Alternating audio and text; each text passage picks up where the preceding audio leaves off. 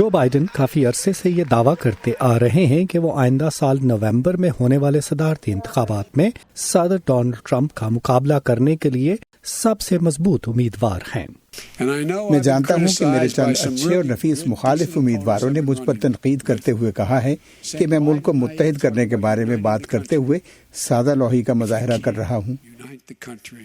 اگر ہم ملک کو متحد نہیں کر سکتے تو ہم جیت نہیں سکتے، ہم اس نظام کے تحت کامیاب نہیں ہو سکتے۔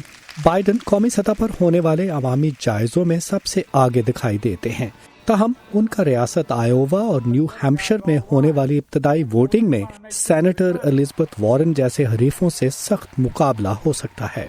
اگر ہم معیشت کو فعال بنانا چاہتے ہیں، اگر ہم ایسی معیشت چاہتے ہیں جو ترقی کرے، تو آئیں ہم اپنے لوگوں میں سرمایہ کاری کریں، آئیں ہم پیسے ان کے ہاتھوں میں دیں، نہ کہ ارب پتی لوگوں کے ہاتھوں میں۔ الزبتھ وارن سن 2019 کے دوران اکثر عوامی جائزوں میں نمایاں رہی ہیں، تاہم حالیہ دنوں میں ان کی مقبولیت میں کمی آئی ہے۔ Thank you so much. ایک اور امیدوار جو مذکورہ ریاستوں میں زیادہ مقبولیت حاصل کرتے دکھائی دے رہے ہیں وہ ریاست انڈیانا سے میئر پیٹ بوٹیجیج ہیں۔ ہمیں امریکی اکثریت کو مختلف دھڑوں میں تقسیم کرنے کے بجائے انہیں متحرک کرنے کی ضرورت ہے۔ اگر ہم اس اکثریت کو برقرار رکھ سکیں اور اسے تقسیم کرنے یا مٹا دینے کی کوشش نہ کریں تو بہتر ہوگا۔ ڈیموکریٹک پارٹی کے امیدواروں میں ایک بڑا نام ریاست ورمونٹ سے سینیٹر برنی سینڈرز ہے، جو اکثر اپنی انتخابی ریلیوں میں صدر ٹرمپ کو تنقید کا نشانہ بناتے ہیں۔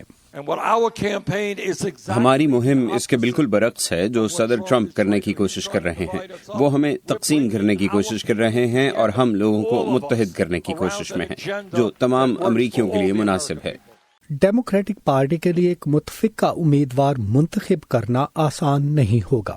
یہ مقابلہ صدر ٹرمپ کے خلاف ایک مضبوط امیدوار کا انتخاب کرنے والے اعتدال پسندوں اور آزاد خیال لوگوں کے درمیان ہوگا جو اقتصادی اصلاحات اور سماجی تبدیلی کے خواہش مند ہیں۔ ڈیموکریٹک پارٹی میں جو بائیڈن جیسے اعتدال پسند کے بجائے بائیں بازو کے لیے زیادہ جوش نظر آتا ہے، لہذا توقع ہے کہ ریاستی سطح پر ابتدائی انتخاب خاصی حد تک منقسم ہوگا۔ نیو یارک کے سابق mayor Michael Bloomberg Democratic party کے امیدواروں کی دوڑ میں تاخیر سے شامل ہوئے ہیں، لیکن حالیہ عوامی جائزوں میں انہوں نے بھی خاصی حد تک مقبولیت حاصل کر لی ہے۔ اس کے لیے انہوں نے ٹیلی ویژن پر اشتہارات کے لیے کروڑوں ڈالر خرچ کیے ہیں۔ جم ملون کے ساتھ ندیم یعقوب، وائس آف امریکہ۔